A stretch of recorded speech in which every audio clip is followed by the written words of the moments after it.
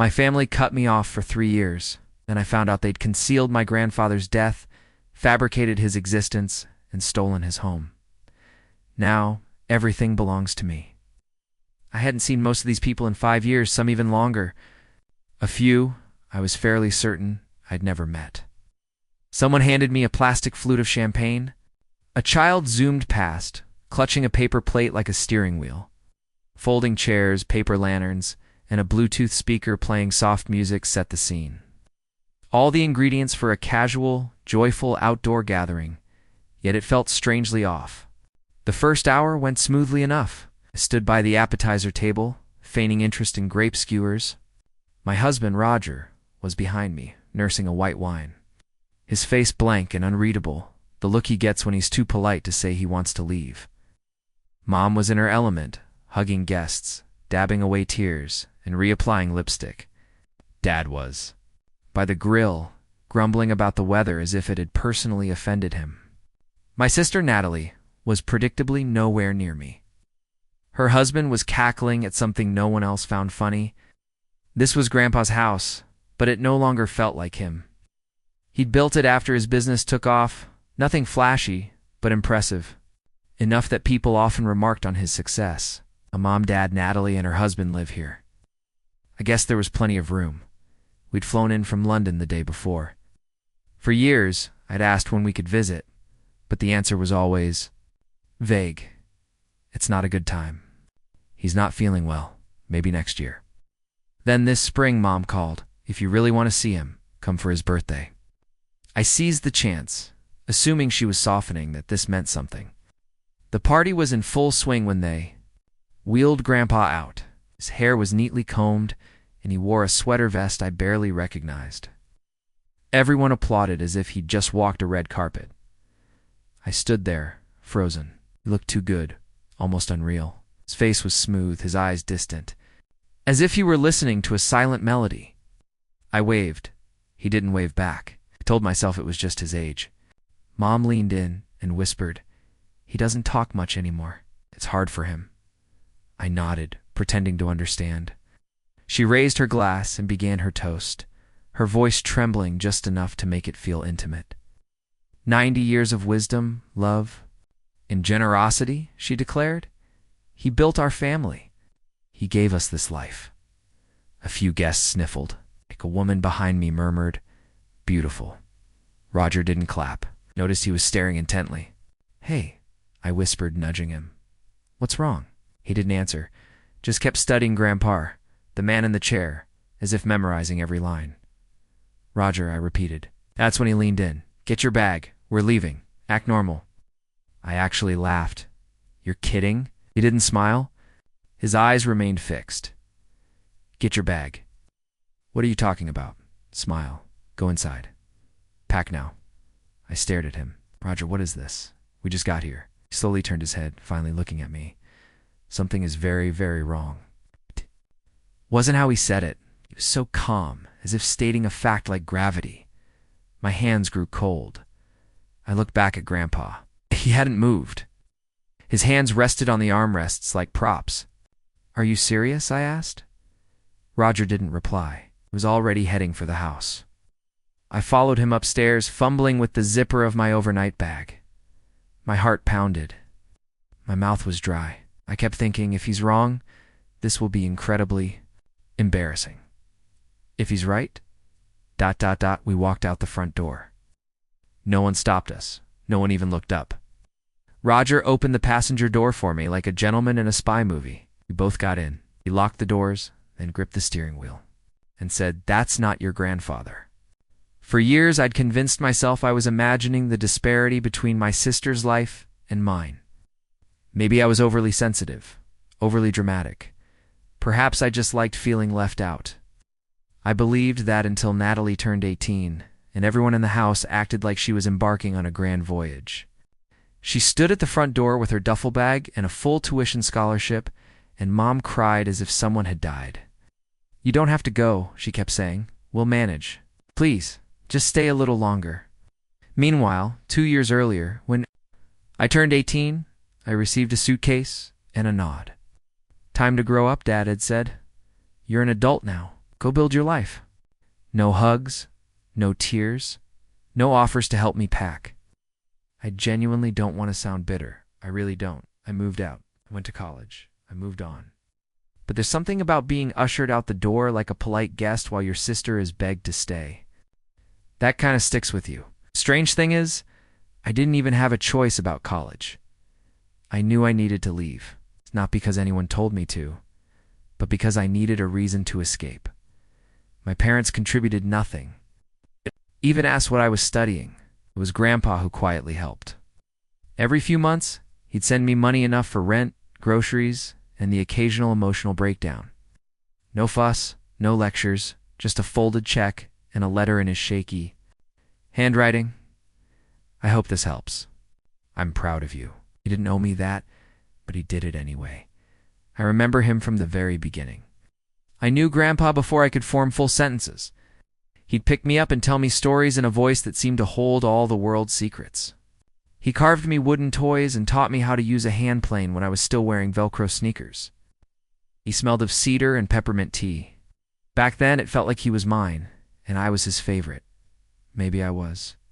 But life has a way of pulling people apart. College led to a career. A job led to Roger, and then we found ourselves living in London. It wasn't a dramatic escape. It was opportunity, work, timing, and honestly, relief.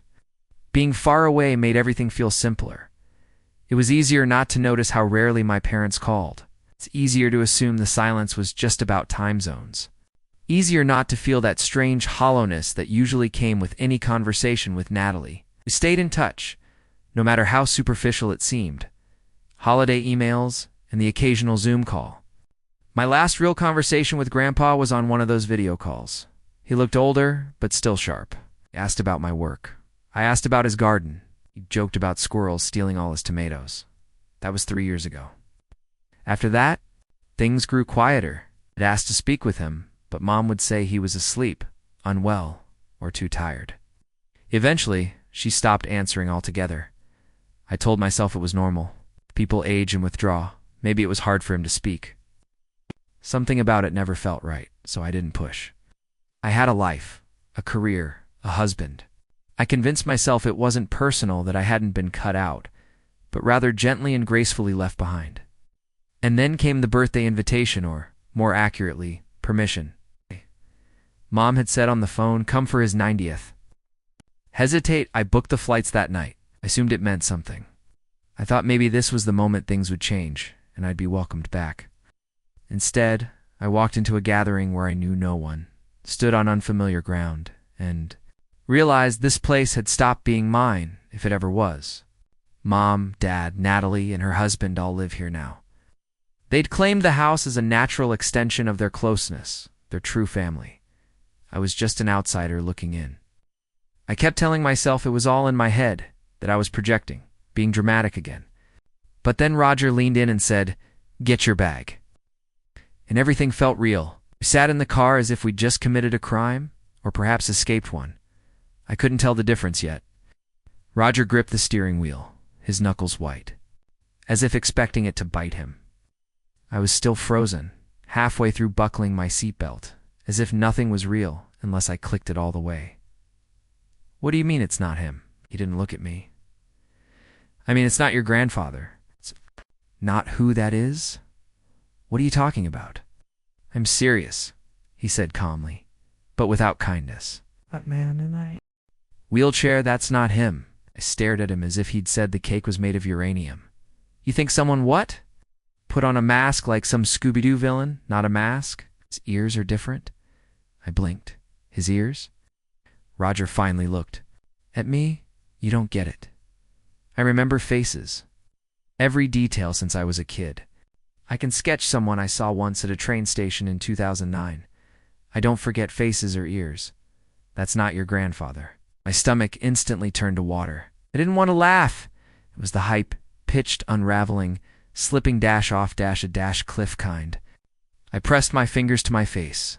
My mind tried to reason through it. But what else could it be? Who else? Roger looked back at the house. Your uncle? What? Didn't you say he looked a lot like your grandfather when he was younger? He did. that was years ago. Besides, my uncle. He wasn't there, was he? He didn't attend the party, didn't say anything. Plus, oh my God, I whispered. He was wearing glasses and a beard, probably makeup. Wasn't excessive, but just enough. And I'm telling you, those ears, different shapes, not even close. Roger, I know, he replied. I know what I saw. I rested my forehead against the window. My breath fogged the glass. My heart hammered as if it might punch through my ribs. I didn't want to believe him. I wanted to go back to when this was just a strange gathering, and I was the unwelcome guest, the disappointed daughter, or the out-of-town stranger. That version of reality felt very safe. Then where is he? Roger didn't respond. Where is he? The question burned through me like a fever. Where is Grandpa? Suddenly everything clicked. Ghosts, the crying, the half-empty guest list.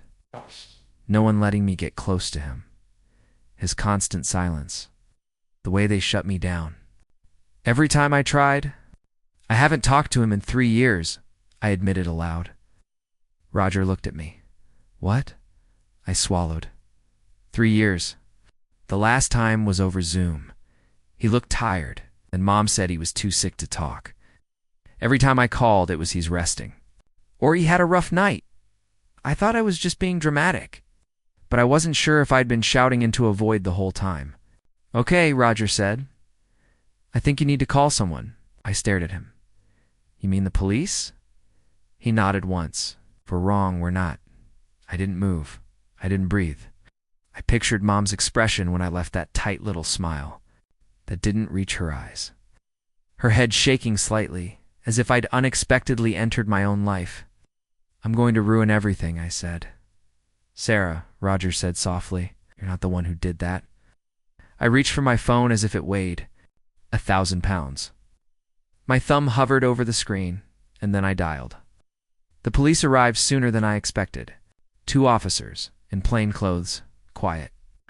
They spoke to us outside the car. I told them what I could, which wasn't much, and tried to sound as reasonable as possible, which wasn't easy. I know this sounds strange, but I believe someone is impersonating my grandfather. I don't know where he is, and I think something's wrong. They asked calm questions that felt like traps, even though they weren't. Then they nodded and approached the house as if delivering a package. I stayed in the car and watched. The party didn't end immediately. No one yelled. No one ran. It was worse than that. Everything just dimmed as if someone had turned down the reality dial a few notches. People kept holding their glasses and smiling, but their eyes darted and their shoulders tightened. The officers began moving people away. I saw one of them talking to Mom.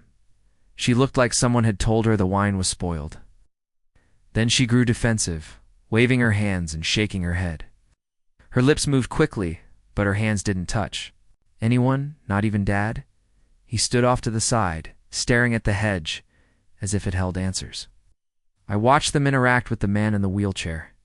He didn't say anything, and they must have asked for identification. Mom went inside and returned. With something, it changed nothing. The officers knelt again and spoke quietly. They maintained their professional stillness school, collected, unreadable. Then one of them stood and walked away. The other remained. Eventually, the man in the wheelchair looked up and spoke just a few words. Then he nodded. Not even close. An officer returned to our car. Can you stay nearby? We'll contact you soon. Is it him? I asked. Is it my grandfather? We're still confirming some things, but it's not him. He didn't answer that. He walked away, saying, we'll be in touch. I sat there, feeling every second pressed down on me. Where is he? Where is he? That night, my phone rang again. How could you? Mom's voice was a mix of fury, sobbing, and screaming. You called the police on us, on your own family. You think you're better than us because you moved away. I tried to speak, but I couldn't. You don't understand. You weren't here. You didn't see what it was like. You did what we had to do for him, for all of us. My voice broke as I said, what did you do? Where is he? You don't get to ask that. Not now. Not after what you've done. Where is Grandpa? Silence. Then a click. The line went dead. When the police arrived at our hotel room door the next morning, I thought I might vomit. Not because I was afraid of them, though that was a possibility, but because a part of me still hoped Roger had snapped, misinterpreted something, gotten carried away, mistaken ears, mistaken identity. Everything was a mistake. But they hadn't come to arrest or question us. They came to tell. Me, my grandfather, had died 3 years ago. They didn't phrase it that way, of course. They were calm and professional. One officer did most of the talking, while the other kept an eye on me as if I might bolt. There's been a voluntary statement made. The family reports that Mr. Ellis passed away in March 2022. They claim it was due to natural causes. The body was privately buried. I sat down. I couldn't feel my legs or fingers anymore. We're treating this as an open investigation until the coroner can confirm the circumstances of death. The words bounced off me like raindrops on a locked car. I heard them. I just didn't absorb them. 3 years. 3 years. And I'd been sending birthday cards. I'd been asking for Zoom calls. I'd been wondering if I'd done something wrong. If Grandpa was mad at me for moving away, or if he was just tired, confused, too unwell to talk. No, he was gone. They didn't even tell me. They didn't tell anyone. I can barely recall what I said to the police. I think I asked if he suffered. They said they didn't know yet. I think I asked if the man at the party was my uncle. They nodded. I wanted to scream, or hit something, or crawl into a hole and never come out. Instead, I said, "Thank you," like a good girl or a polite. The news began to spread online a few days later. At first, whispers on Reddit and a local gossip site, but then someone released a grainy, shaky phone video of the birthday toast. My mother wiping her eyes, my grandfather, but the man pretending to listen as if everything were true. Man died 3 years ago. His family threw him a 90th birthday celebration. Anyway, he was portrayed by someone else. The internet did what it always does. It laughed, then it speculated, then it tore us all to pieces. I didn't read the comments, not after the first 20. Apparently, it was everything from an accomplice to a narcissist to an ungrateful brat who should have just let her family grieve in peace. People had opinions. They usually do. Then the lawyer called, not their attorney. Grandpa's. "I've been trying to reach you for some time." I almost hung up. "Your grandfather left his estate to youth the house. The business assets, the remainder of the trust, everything." I stared at the floor, at the dreaded grout line, the kitchen tile that never quite lined up. My throat went dry. "This wasn't a secret," he explained gently. "He told your mother, your sister years ago."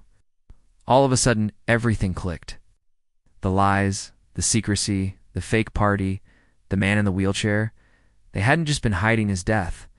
They'd been hiding it from me. Because if he died, the estate became mine. If I didn't know, they could keep living in his house, spending his money, and pretending I didn't exist. I called my mother. I wasn't sure what answers I wanted.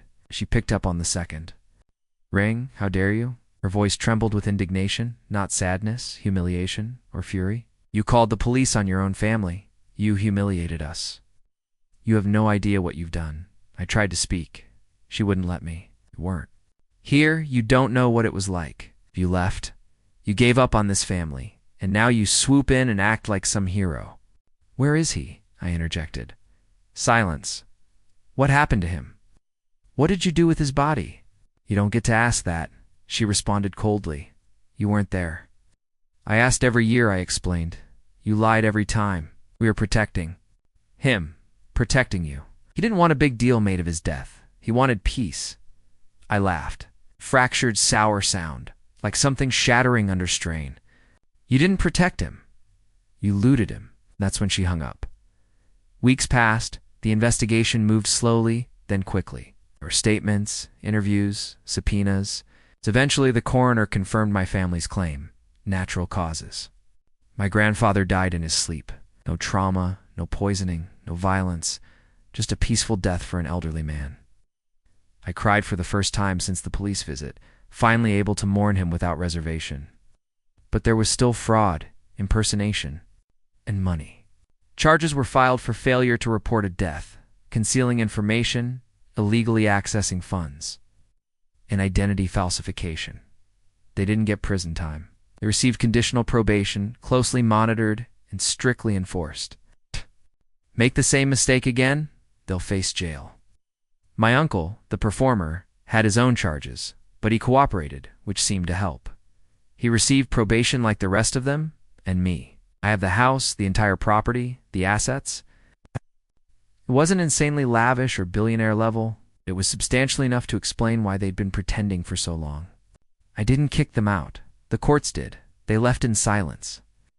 No apologies, no eye contact. My mother left a note on the kitchen counter. It read, "You always were good at taking what you didn't earn." I burned it in the sink. The first night, I spent there alone, just visiting before returning to London. I sat in Grandpa's recliner.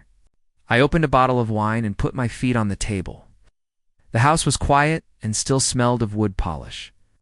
I didn't feel triumphant, vindicated, or outraged anymore. I missed him. For the first time in my life, I didn't feel like a stranger. I haven't spoken to my parents since, or my sister, not even a text. Sometimes I wonder if I went too far. Sometimes I wonder if I didn't go far enough. Let me know your thoughts. Okay. If you want to see more videos like this, please subscribe and tap the bell.